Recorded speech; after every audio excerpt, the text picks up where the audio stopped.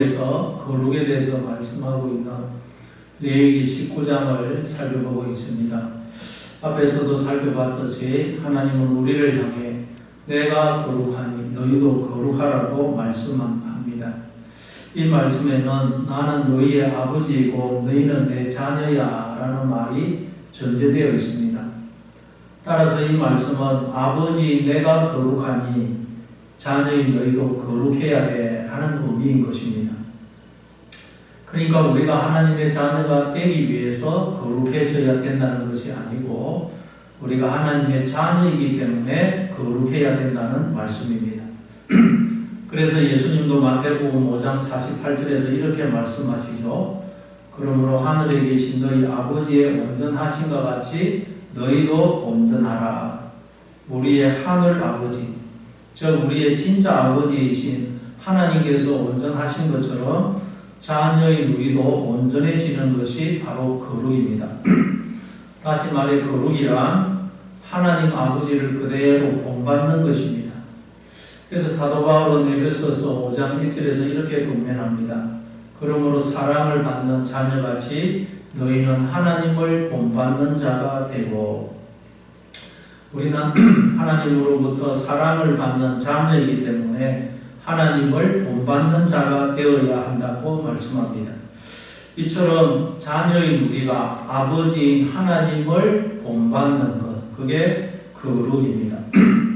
따라서 하나님께서 우리를 향해 내가 거룩하니 너희도 거룩하라고 하시는 말씀은 우리를 속박하고 우리에게 무거운 짐을 지우는 것이 아니고 오히려 우리에게 이제 너희는 고아가 아니고 내 자녀이기 때문에 이전에 아버지 없는 고아처럼 살던 삶을 버리고 나의 모든 기쁨과 즐거움과 신성한 성품에 참여하도록 해라는 영광과 축복으로의 초대인 것입니다. 그래서 하나님이 내가 거룩하니 너희도 거룩하라 라고 하신 후에 구체적으로 우리에게 주시는 여러 가지 규례들은 우리를 얽으면 무거운 속박이 아니고 침이 아니고 우리를 자유케 해주는 자유의 대헌장이고 복음인 것입니다. 말하자면 하나님께서 우리에게 구체적으로 이렇게 하지 말아라, 이거 하지 말아라, 저거 하지 말아라 라고 하시는 것은 우리는 이제 그렇게 안 해도 된다는 말씀입니다. 이제 우리는 그런 삶을 살지 않아도 된다는 말씀이에요. 왜냐하면 우리는 이제 하나님의 자녀이기 때문입니다. 예를 들어서 도둑질 하지 말아라 라고 하시는 것은 도둑질 하면 벌을 주시겠다는 경고가 아니고 그건 잘못된 것이니까 벌을 주겠다는 그런 단순히 경고가 아니고 너희는 이제 도둑질 안 해도 된다. 왜냐하면 하나님이 너희 아버지이시고 아버지의 것이 다 이것이기 때문이야 라는 복음인 것입니다. 예수님이 오시기 전까지는 이 모든 구약의 율법들이 우리를 얽으면 속박이었고 무거운 짐이었습니다. 그러나 이제 예수님이 오심으로 율법 속에 담겨있는 그 정신과 그 진정한 의미가 드러난 것입니다. 이걸 두고 예수님은 마태복음 5장 17절에서 내가 율법이나 선지자들을 폐하러 온 줄로 생각하지 말라. 폐하러 온 것이 아니요 완전하게 하려 함이라 그렇게 말씀하신 것입니다. 예수님은 하나님이 율법을 통해서 우리에게 말씀하시려는 그 진정한 의도와 의미를 우리에게 알려주러 오셨다는 말씀입니다. 그래서 우리가 이제 예수님을 믿게 되면, 예수님 안에 있게 되면 구약의 모든 율법은 우리에게 무거운 짐이 아니고 우리를 자유케 하는 복음이 되는 것입니다. 그래서 야고보 사도는 야고보서 1장 25절에서 율법을, 즉 하나님의 말씀을 우리를 자유케 하는 율법이라고 하는 것입니다. 우리를 자유롭게 하는 온전한 율법이라고 합니다. 그리고 이 말씀은 더 나아가 우리가 예수님을 믿게 되면 우리에게 무거운 짐이요 속박이요 저주라고 생각했던 것들이 알고 봤더니 다 우리를 자유케 하고 온전케 하기 위해 주어진 은혜요 축복임을 알게 되는 것을 의미합니다. 사도 바울이 그랬죠. 사도 바울에게는 우리가 알다시피 몸에 가시가 있었습니다. 몸에 가시가 박혀 있으니 얼마나 불편하고 아팠겠습니까? 제대로 몸을 감을 수가 없었을 것입니다. 그러니 이 가시는 사도 바울에게 율법처럼 그를 읊으면 속박이고 무거운 짐이었고 저주였습니다. 그래서 심지어 사도 바울은 이 가시를 사탄의 사자라고 표현합니다. 그래서 사도 바울은 이 가시를 제거해 달라고 하나님께 3번이나 기도하죠. 그랬더니 하나님은 뭐라고 대답하십니까? 내 은혜가 내게 족하도다. 이는 내 능력이 약한 데서 온전하여짐이라.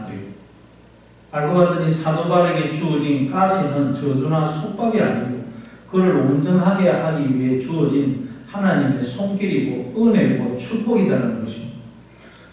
이 사람은 예수님을 믿게 되면, 예수님 안에 있게 되면 속박이요 무거운 짐이요 저주로 여겨지던 것들이 우리를 자유케 하기 위해서, 우리로 주님 안에서 생명과 복을 누리게 하기 위해서 주어진 은혜와 축복으로 바뀌게 되는 것입니다. 여러분에게 주어져 있는 여러 가지 고난, 아픔, 속박, 무거운 짐들이 여러분을 온전케 하기 위해 주어진 하나님의 손길이고 은혜요 축복임을 믿으시기 바랍니다. 아니, 예수님을 믿게 되면 우리의 인생 자체가 하나님의 은혜요 축복임을 알게 되는 것입니다. 이런 관점에서 우리는 뇌에게 나오는 여러 가지 규례들을 살펴봐야 되는 것입니다. 그렇지 않으면 이 율법은 우리에게 무거운 짐이 되고 속박이 됩니다. 자, 그럼 오늘 본문에서는 또 하나님이 우리를 자유케 하시려고 또 어떤 말씀을 주시는지 살펴보겠습니다. 오늘 본문 레위기 19장 29절입니다. 내 딸을 더럽혀 장녀가 되게 하지 말라. 음행이 전국에 퍼져 죄악이 가득할까 하노라. 딸을 더럽혀서 장녀가 되게 하지 말라고 말씀합니다. 왜 이런 말씀을 하느냐? 앞으로 이스라엘 백성들은 가나안 땅에 들어가서 살게 될 것입니다. 그런데 그 가나안 땅에는 신전이 있었고 또 신전마다 창기가 있었습니다. 그래서 제사 의식 중에 그 신전 창기와 성행위를 했습니다. 이 행위가 신을 자극해서 비를 주어서 농사가 잘 된다고 그들은 믿었습니다. 그러니까 가나안 땅의 부모들은 자신들의 풍요를 위해서, 즉 자신들의 욕망을 위해서 자신들의 딸을 신전 창기가 되게 했던 것입니다. 바로 그런 행위를 본받지 말라는 것입니다. 물론 오늘날 우리 중에는 이런 부모가 아무도 없을 것입니다. 오늘날 부모 중에 누가 자신의 딸을 장녀가 되게 하겠습니까? 미친 부모가 아니고서야 이런 사람은 없을 것입니다. 그러나 우리가 영적으로는 우리의 욕망을 위해 우리의 딸들을 장녀가 되게 할 수 있다는 것입니다.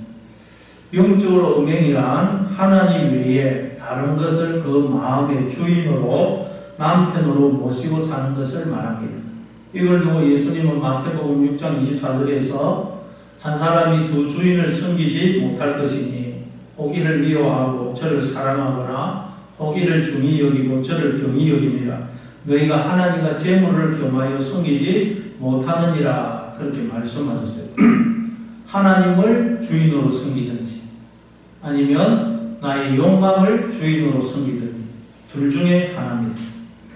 따라서 우리가 나의 욕망을 이루기 위해, 나의 허영을 채우기 위해 자녀들에게 하나님 신앙을 우선적으로 가르치기보다 좋은 대학에 들어가고 세상적으로 성공하는 것을 목적으로 삼고 또 자녀를 그렇게 몰아붙이고 있다면 우리는 우리의 딸들을 창녀가 되게 하고 있는 것입니다. 주일에도 공부하라고 교회에 못 나오게 하고 교회는 대학 가서 가면 된다고 그러고 있다면 그게 바로 딸을 창녀가 되게 하는 것입니다. 돈, 성공, 출세를 최고의 가치라고 자녀에게 가르치는 것. 그게 바로 자녀를 창녀가 되게 하는 것입니다. 하나님 경외하는 것을 가르치지 않는 것. 자기만 알고 자기만을 위해 사는 사람으로 키우면 그게 바로 자녀를 더럽혀서 창녀가 되게 하는 것입니다. 이 모든 것은 바로 자녀를 내 소유로 생각하기 때문입니다. 그러나 자녀는 내 소유가 아닙니다. 자녀는 하나님의 자녀로 하나님이 잠시 나에게 맡기신 것입니다. 그래서 우리는 하나님이 나에게 맡기신 하나님의 자녀를 하나님이 원하시는 방식대로 양육해야 됩니다. 그렇게 해서 우리는 자녀를 하나님께 돌려드려야 됩니다. 더 나아가서 자녀는 우리의 생명을 의미합니다. 상징합니다. 자녀는 우리의 분신이죠. 그래서 자녀는 성경에서 우리의 생명을 상징합니다. 따라서 자녀가 내 소유가 아니라는 말은 나에게 주어진 생명이 내 것이 아니라는 말입니다. 나라는 존재가 내 것이 아니라는 것입니다. 내 생명, 나라는 존재가 내 것이 아니고 하나님의 것입니다. 따라서 하나님이 나의 주인이 되어 있지 않으면, 내가 나의 주인이 되어 있어서 욕망이 나를 다스리고 있다면 우리는 창녀가 되는 것입니다. 그러니까 이 딸을 더럽혀 창녀가 되게 하지 말라는 말씀은 너라는 존재는 하나님의 것이니 너의 욕망이 너의 주인이 되도록 하지 말아라. 그러면 너는 창녀가 되는 거야 라는 의미인 것입니다. 지금 여러분을 다스리고 있는 것은 누구입니까? 여러분은 지금 누구의 다스림을 받고 있습니까? 하나님입니까? 아니면 나의 욕망입니까? 욕망의 지배를 받고 있다면 나는 창녀인 것입니다. 내 성질, 내 고집, 내 뜻대로, 내 욕망대로 행하고 있다면 우리는 지금 창녀가 되어서 불륜을 행하고 있는 것입니다. 그래서 두려움, 불안, 염려, 불평, 원망, 미움, 정오, 시기, 질투 이런 사망의 열매를 맺고 있는 것입니다. 그래서 오늘 본문에 보면 내 딸을 더럽혀 창녀가 되게 하지 말라 그렇게 말씀하시면서 그 이유로 음행이 전국에 퍼져 죄악이 가득할까 하노라 그렇게 말씀하세요. 우리 생각에는 네 딸을 더럽혀 창녀가 되게 하지 말라 그러시면서 그 이유로 그건 네 딸의 인생을 망치는 것이기 때문이다 이렇게 말씀하실 것 같은데 그게 아니고 그러면 음행이 전국에 퍼져 죄악이 가득해지기 때문에 그렇게 하지 말아라 그렇게 말씀하세요. 아니 하나님에게는 딸의 인생보다 음행이 전국에 안 퍼지는 것이 더 중요하다는 말씀입니까? 조금 이해가 안 됩니다. 근데 이 구절을 보면서 생각나는 본문이 있죠. 바로 로마서 5장 12절부터 14절입니다.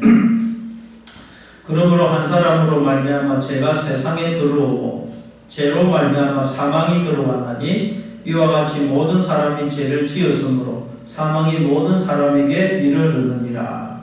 죄가 율법이 있기 전에도 세상에 있어서는 율법이 없었을 때에는 죄로 여기지 아니하였느니라. 그러나 아담으로부터 모세까지 아담의 범죄와 같은 죄를 짓지 아니한 자들까지도 사망이 왕노릇하였나니 아담은 오실 자의 모형이니라.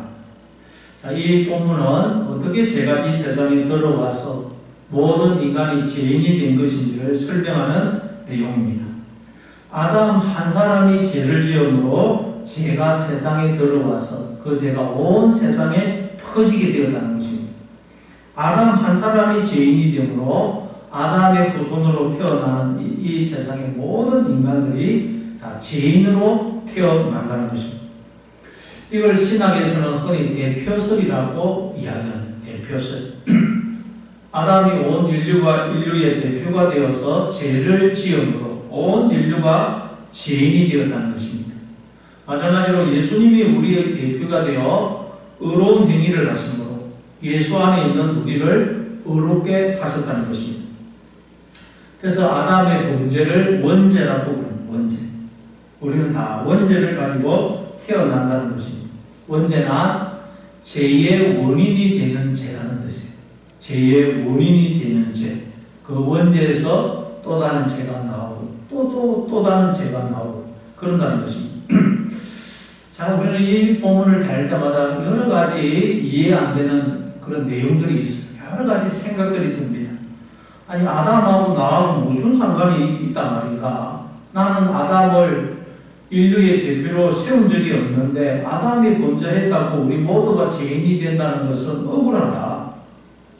그리고 아담이 우리의 대표라면 아담이 만일 죄를 짓지 않았더라면 우리가 죄인이 안 될 수도 있었다는 말인데 그러면 어떻게 된다는 말인가? 어떻게 되는 것인가? 이런 여러 가지 생각을 할 수가 있어요. 그래서 이렇게 생각하면 굉장히 복잡해집니다.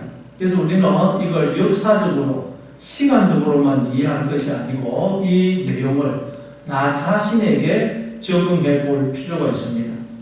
다시 말해 나에게도 죄의 원인이 되는 죄의 뿌리가 되는 원죄가 내 속에 들어와 있다는 것입니다.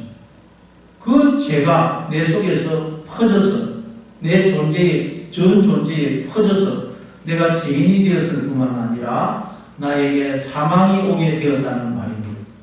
우리는 이 구절을 이렇게 적용을 해야 됩니다. 그래서 칼빈은 죄의 뿌리, 죄의 원인이 되는 이 원죄를 교만이라고 했습니다. 그리고 우리 모두에게는 죄의 원인이 되는, 죄의 뿌리가 되는 교만이라는 원죄가 씨앗처럼, 뿌리처럼 우리 속에 심겨져 있다는 것입니다. 그래서 이 교만이라는 원죄가 자라고 퍼져서 우리에게서 사망의 열매를 맺게 한다는 것입니다. 그걸 두고 오늘 본문에서 네 딸을 더럽혀 창녀가 되게 하지 말아라.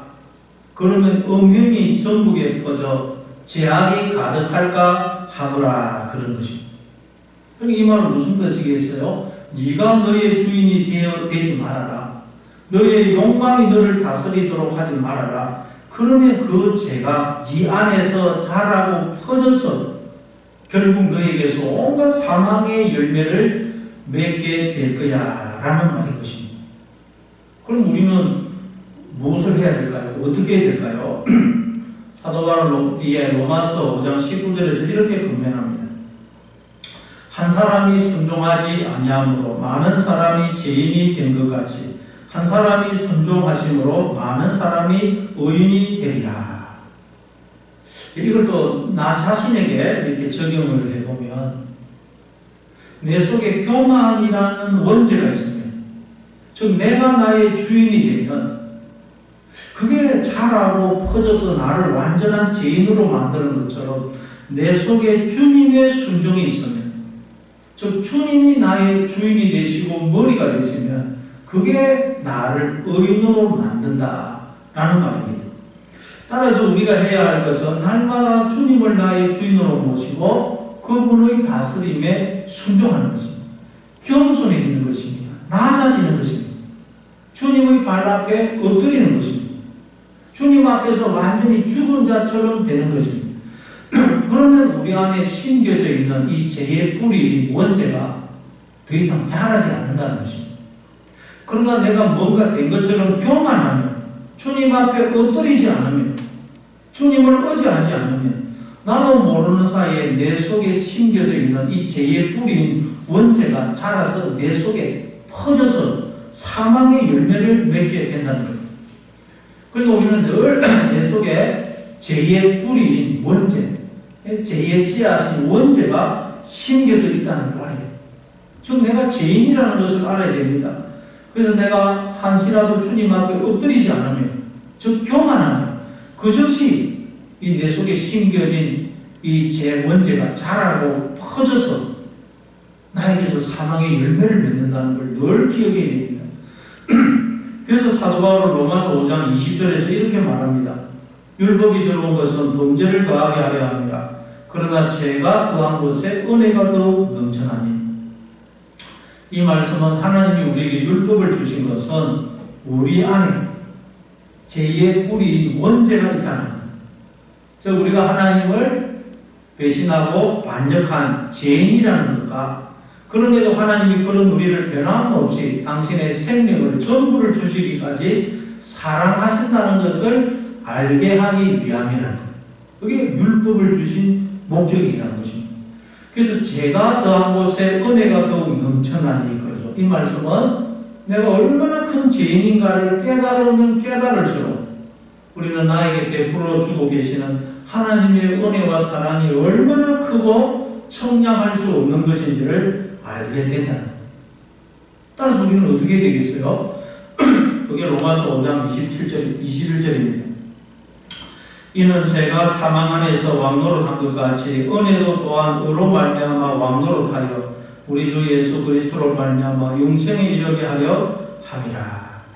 내가 나의 주인이 되면 죄가 사망의 몸이 내 안에서 왕노릇하듯이 예수님을 나의 주인으로 모시면 은혜가 의로 말미암아, 즉 하나님과 바른 관계 속에서 은혜가 왕노릇하여 영생에 이르게 한다는 것입니다. 즉 생명의 열매를 맺게 한다는 것입니다. 따라서 우리는 늘 내 속에는 죄의 뿌리인, 죄의 씨앗인 원죄가 심겨져 있다.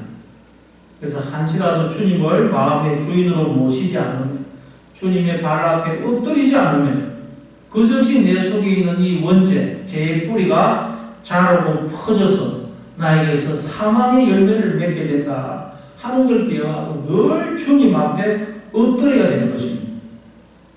그래서 예수님은 나는 의인을 부르러 온 것이 아니고 죄인을 불러 회개시키러 왔다 그러신 것입니다. 이 말은 사람들 중에는 의인이 있고 죄인이 있다는 말이 아닙니다. 모든 인간들은 다 죄인입니다. 그런데 인간들은 자기들 속에 죄의 뿌리인 원죄가 있다는 걸 모르더랍니다. 자기가 의인이라고 착각하더라는 것입니다. 그래서 주님이 오신 것은 우리로 내가 죄인임을, 내 속에 죄의 뿌리, 죄의 원인, 죄의 씨앗인 원죄가 내 속에 뿌리 깊이 박혀 있다는 걸 알게 하여 주님을 생명의 주로 영접하도록 하기 위해서라는 것입니다. 그러니 내 속에는 죄의 뿌리인 원죄가 심겨져 있다. 나는 죄인이다 하는 것을 늘 기억하셔서 날마다 주님의 발 앞에 엎드리는 여러분 되시기를 바랍니다. 주님 앞에 죽은 자처럼 엎드리시기를 바랍니다. 그때 우리 속에 있는 이 죄의 뿌리인 원죄가 자라지 않고 퍼지지 않게 되어서 은혜가 우리 위에 왕노릇하여 생명의 열매를 맺게 되는 것입니다. 그래서 야고보 사도는 야고보서 4장 6절에서 하나님이 교만한 자는 물리치시고 겸손한 자에게는 은혜를 주신다고 그러는 거예요. 그게 오늘 이 본문 말씀의 의미입니다. 그러니 날마다 주님 발 앞에 엎드리시고 주 앞에서 다 낮추시고 여러분 속에 심겨져 있는 그 죄의 뿌리인 원죄가 자라 퍼지지 않고 여러분 위에 은혜가 왕노릇하는, 은혜 위에 은혜가 더하는 여러분의 매일의 삶이 되시기를 바랍니다.